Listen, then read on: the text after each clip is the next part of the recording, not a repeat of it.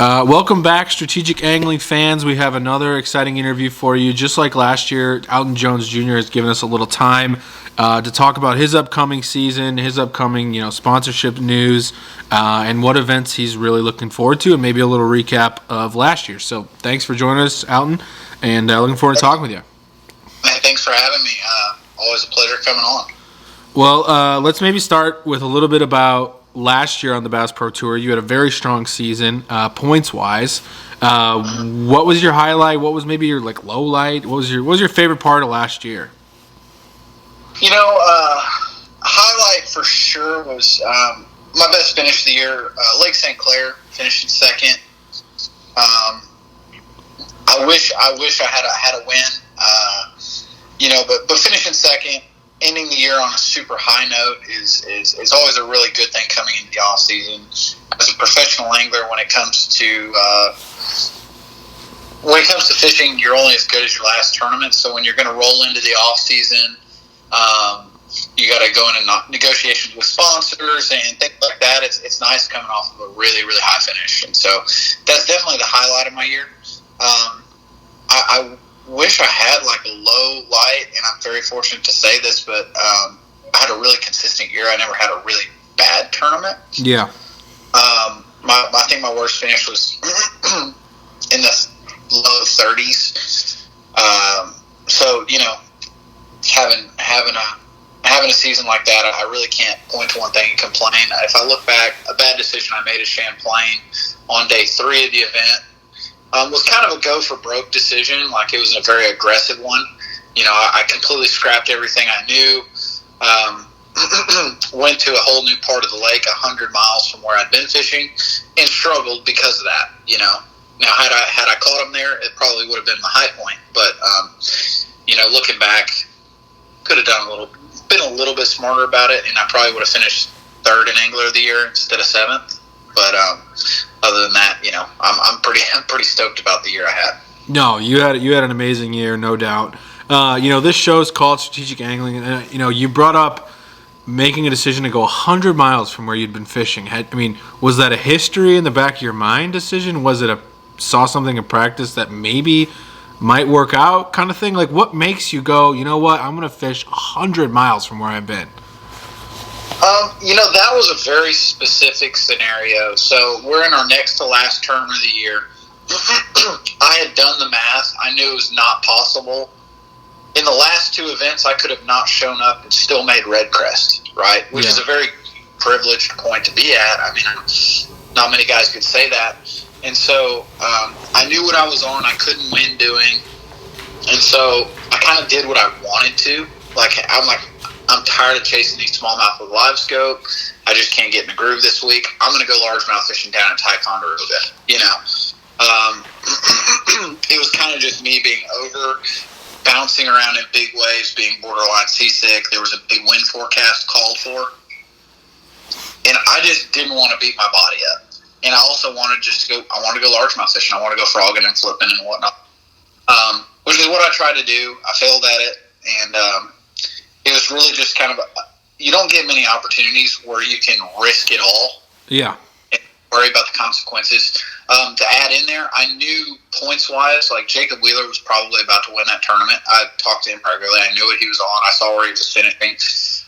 Even by day 3, I knew, hey, Jacob's probably going to win this event. It was mathematically impossible for me to win Angler of the Year at that point. I'm in 6th in points, but I knew, hey, Angler of the Year is out of the question. Nothing else matters, Yeah. I've got nothing to win, nothing to gain except right here in this tournament. So I gambled and I struck out. But that's really my low point. If I was fighting for points, I never would have made that decision. Well, that's very interesting insight. Appreciate you sharing that with us. Maybe moving on to this year, I'll rattle off the schedule just like I did for you last year. Maybe tell me your most exciting one, and have you been to all of these lakes? So first one is Caney Creek. That right? West Monroe, Louisiana. Yeah. Monroe. That's actually a 3-lake stint. Yeah, lake. They've got us now. Our first round is Lake D'Arbonne. Okay. I had never been there. I went and pre-practiced it. Our first 2 days are there. I've since since renamed that lake to Lake Garbone because it's a gar. And I really don't have anything nice to say about D'Arbonne itself. However, Caney Lake and Bussy Break, what are going to be the following 2 rounds, are going to be phenomenal fisheries. We're going to bust big fish, and we're going to ruin those lakes. We're going to put them on the map, and they're going to get a ton of pressure after this, but it's going to be a really, really fun show to watch. However, the first round is going to be a grind. A grind event to start the season off, a pre-spawn swamp fishery in the cold water. You know, that it's not going to be great, but if you do get through that first round, you're going to be rewarded with some big bass in the following rounds. Okay, and then we go to Lake Fork. Obviously, we know about that place. Then we go to Lewis. Well, we don't go anywhere. Then you go to Lewis Smith. Then you got Grand Lake of the Cherokees, Lake Palestine, the one closest to us, Lake of the Ozarks. I'm excited to see what happens there. Watts Bar, and then Cayuga. So, really, you don't hit smallmouth too hard until the very last one? Mm-hmm. Yeah. And so, we head up to Mille Lacs. I don't know how you want to say it. I think it's Mille Lacs. The locals call it Mille Lacs. Mille Lacs, okay. I've heard people say Mille Lacs. I needed to scroll down. Then we got Mille Lacs. Yeah. So, I actually haven't been to a lot of those fisheries. I've been to Watts Bar, not in a tournament aspect. I've spent 2 days there just looking around, really. I've spent 2 or 3 days on Lake of the Ozarks in a cup event in the fall, so I'll have no really knowledge of that place. Fall and springtime, I'm going to fish completely different. However, I do have a lot of experience at Fork. Finished second there last time. I'd have to say that's the one I'm looking forward to the most. Yeah. And then you go to like what I'm least looking forward to, or what like worries me the most is going to be Mille Lacs. And that may sound weird because I've honestly kind of thrived on smallmouth fishing over the past couple of years. Yep.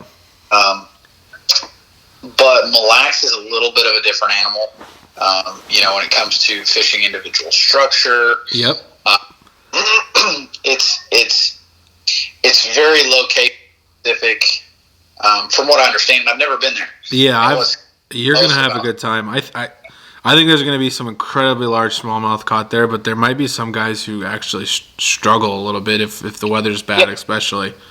Yeah, and that's what scares me. So we've got 2 days of practice. I've never been there before, and the scariest thing is, like, over half of our field, they fished 3 Elite Series postseason events there. They've spent a lot of time, and back then you could even get info. So you've got guys that have gotten info on that lake, you've got guys that have fished 3 or 4 derbies there, and you learn a ton during that time. So if we draw a bad deck of cards, it blows 20 miles an hour, 2 days of practice, you can't do anything. Yeah, no, you can't find fish. It's a big lake. It's rough water. You can't side scan around. So that one worries me. That's one I'm going to definitely make an effort to go pre-practice. And when I use the word pre-practice, I want to idle as much of that lake as I can. Is all it is. Yeah. So I've been to Mille Lacs, I don't know, probably 4 or 5 times in the last 3 years. What an awesome fishery! It's actually not. The only thing you got going for you is it's not super deep. It's relatively quote unquote shallow compared to other smallmouth fisheries. Right. So, I think you'll find them. But some guys are probably gonna have a tough time. Yeah, that one scares me a little bit, just because, like, if you draw that bad deck of cards, if you don't have experience there and history on what to go off of, you get a bad practice conditions. You're basically a shotgun start fishing fresh. Come tournament time, and then to add all that in, if you've had a great season, all of a sudden your angler of the year comes down to that moment. Yeah, it's scary. And nobody's been back to Mille Lacs, MLF, FLW, or Bass for 3 years or so. Mm-hmm. They've been regulating that lake pretty hard as far as how many tournaments are going out of there and everything. But yeah, I can't wait to see it. I can't wait. I'm excited for it, man. I really am. And if Fork wasn't on the schedule, I definitely. You mentioned Lake of the Ozarks. Yeah. to sight fish, spawn fish. I know that place is chock full of bass, and I'm really excited to go there. It's the end of April, early May. It's gonna be a shallow fishing, a spawning fisherman's dream. So I'm really looking forward to that one. It'll be a little bit interesting to see how that goes for you guys. I don't know if you know this, but they run probably the largest by the numbers. I guess I can't say this for sure, but they have this event called the Big Bass Bash. I'm sure you've heard of it, but 5,000 boats or something are going to be there the weekend before. Well, not even that far, like a couple days before you guys start. I think it's the 23rd and the 24th. I don't know if that'll affect your practice or not, but that'll be interesting too. Just an unbelievable amount of pressure on the lake right before that event. Yeah, it'll be very weather dependent on how much that pressure affects it. If they've got a warm spell and then we get dealt a cold front, it'll be really, really difficult. Vice versa, if they've got the cold spell and we've got the warm up, it won't play as much of a factor because it's transition that time of year. But I'm looking forward to it. Is that the one that pays $100,000 for biggest fish? Is that the one Oliver that 1 year? Oliver won the fall version in October. They run two, one in April, one at the end of April, and one in the very first weekend of October. But Ozarks is only 5 hours. That's the only place I go pretty frequently. What's crazy about that place is it has more shoreline than the coast of California. It's crazy, isn't it? It's massive. The one tournament I fished there was a cup event, and we spent 3 different days on that lake and never fished the same area. It all looked different. It was just absolutely crazy. Different watercolor conditions. Yep. It's a big place. I'm looking forward to fishing somewhere that spreads out. That time of year with all that shoreline, when the fish get to the shoreline, it fishes huge. Oh, massive. I mean, they're going to let you guys trailer again this year?